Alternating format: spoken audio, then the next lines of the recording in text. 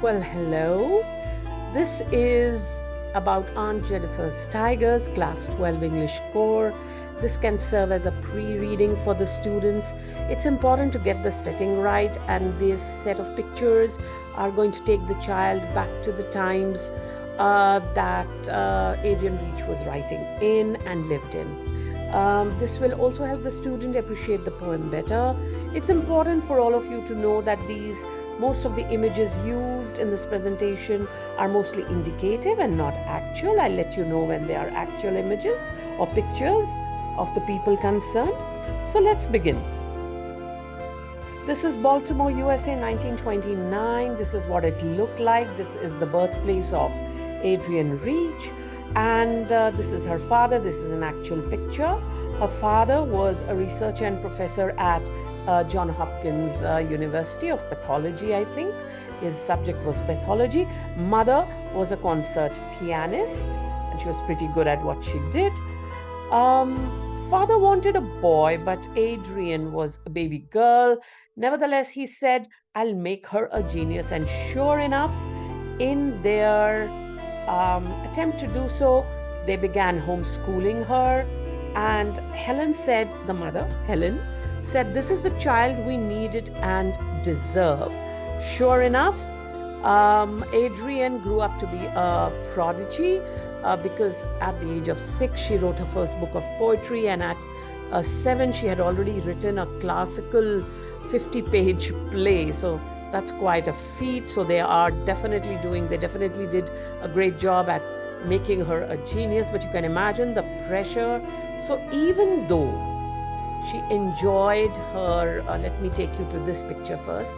Even though she enjoyed her father's praise, and she tried very hard to deal with the pressures and live up to it, she always sensed her mother's sadness. Mother was sad basically because she had to give up her job. She had to only look after the home. Father used to go to work. He had given the mother a demure black dress, full sleeves, and she had to wear it every day. And between both of them, they called it the uniform. So this is the kind of sadness of her mother that Adrienne sort of was privy to. So it was not an entirely happy childhood, not because they didn't take care of her or love her or were kind to her. It's just that, she suffered from eczema, facial tics, hay fever. She was homeschooled. She never got to make friends in a normal social setting. And there was this aspect about her mother that she was always keenly aware of. And then in 1939, the World War II broke out. She was just 10 at that point of time. It carried on till 1945. We will come back to this part. There were a lot of things that she observed happening around this time. But to move forward with her life first, at the age of 16, when the World War ended, right, she got to go to the neighborhood all-girls school for the first time. She looks happy. These both pictures are her actual pictures. And then at the age of 18 in 1947, she made it to Radcliffe College of the Cambridge University. She was thrilled to be free, and she actually said, it feels like heaven. Okay, she said that it felt like heaven. And true enough, because this is where she actually made friends. She even found a serious boyfriend at that point of time. She met with Robert Frost, and every day after breakfast for 1 hour, she wrote poetry. Every day, daily. For 1 hour, she wrote poetry. And it was a result of that in 1951, when she was barely 21, 22 years of age, that she brought out her first collection of poetry, A Change of World. So it was actually the recipient of the Yale Series of Younger Poets Award. One of the judges was W.H. Auden, and this came out in 1951. This is the index of that particular book. I have it a little enlarged for you. So there was a foreword, the first poem, Storm Warnings, and the second poem in the collection is Aunt Jennifer's Tigers, right? So this is her actual picture. This is what she had sort of written. There were several poems, but it is fair to say that Aunt Jennifer's Tigers remains one of the most explicit poems in A Change of World on the themes related to women's experiences, societal pressures, and patriarchal pressures. Right? So, although several poems barely touch this topic or this theme, Aunt Jennifer's Tigers is the only poem that deals with such issues. A lot of people say, I've heard a lot of my peers mention that, oh, she was a feminist, etc. It's only natural. But let's not forget that she was barely 21, 22. There was no exposure to those kind of experiences at that point of time for her, at that, when she wrote this poem. All that immaturity can be seen in her writings post 1955, 1960. That's when, she was all into it. So, if Aunt Jennifer's Tigers was published in 1951, what were the times that Adrienne Rich must have composed it? So, she composed it post-World War, She was 10 when the World War started. She was 15 when it ended. She started her schooling at 16. And, outside of being homeschooled, that is. So what is it that she saw during those times that might have influenced her writing of Aunt Jennifer's Tigers? What is it that was happening during those times? Because if the book was published in 1951 and it has a huge collection of poems, she must have started writing when she entered college, and what was happening at that point of time? So this is what it is.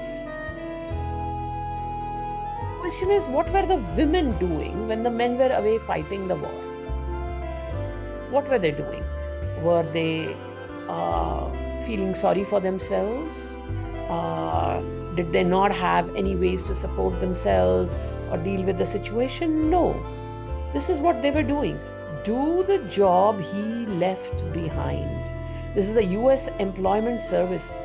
All these posters, they were nurses, they were messengers, they were chemists, they were welders, they worked in factories, they did a whole lot of things. And if you see this advertisement, they say, we need you as elevator operators, we need you as taxi drivers, as bus drivers, as conductors, as waitresses, as teachers.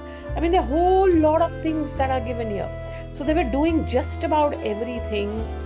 Do the job he left behind. Okay? And then the war ended.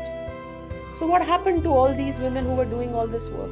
All these wonderful women capable of handling any and everything when the men were away. The world did not stop for them. US was still functioning when most of the men were away at war. So, what was the scenario for the gender roles in the US when the war ended and the men got back? Well, this is what it was. No prizes for guessing.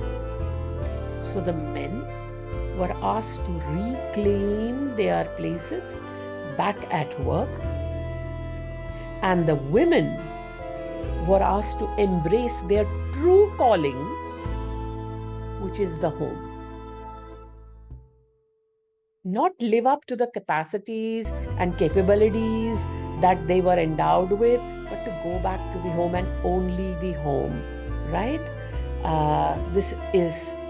These are some of the things that might give you an idea. 1950s housewives cleaning schedule, all the published printed material, magazines, etc. Full-fledged, validating the role of the woman at the home. Being feminine is your most powerful asset. Imagine, when we read it now, it makes our blood boil because, there is so much more to a woman than just being feminine, right? Okay? Lose weight like a 50s housewife and get a cleaner house. You owe it to the world to be charming. What is this? And this was instilled in little girls while they were growing up. So doing something like this was a part of the world, a part of the universe. They were supposed to, okay? The decadent housewife, fun and flirty secrets, as if there is nothing else that they are capable of. So learn these things, dear women. That is what was happening around them. How to make housework a meditation on love. Please work hard and look good while you're doing it. Imagine, okay? The Good Wife's Guide, although this is from 1955, but it will give you a fair idea of what was happening from 45 to 50. Look at this. When he comes back from work, minimize all noise. Encourage children to be quiet. Clear away the clutter. Okay? Be a little gay and a little more interesting to him. Take 15 minutes to rest so that you'll be refreshed when he arrives. Don't greet him with complaints. Greet him with a warm smile and sincerity in your desire to please him. Make him comfortable. Have him lean back in a comfortable chair. Arrange his pillow. Offer to take off his shoes. Good God! And this was published. This was put out there. This is where the women, the young ladies at that point of time on the verge of marriage were reading. This is what their training was all about. So the three things that Adrienne Rich must have seen while she was out of school, into college, etc. First, the baby boom. Second, stay-at-home moms. And third, gender dichotomy. Severe gender dichotomy. So now, what was it all about? So 1940s, early 1950s, Americans in their childbearing years had weathered the Depression and a devastating war. When we say Depression, the Great Depression, I think your teachers are all of you are going to share this with your students when you are teaching the roadside stand. And then they were under the cloud of possible nuclear war. The Cold War was going on. So their go-to place of safety and security was the home. So to build a family, to have marriages, to create a home. So there were a whole lot of marriages, whole lot of babies that were being born, etc. So that was one thing that was happening at that point of time. Second was the stay-at-home mom mania. So women's employment was only encouraged as long as the war was on. Women were expected to gladly reclaim their place at home. This notion was reinforced by government policies also, and it was because they upheld the belief that women needed protection. I wonder what happened to this protection when they were out of their homes doing all the jobs that he had left behind.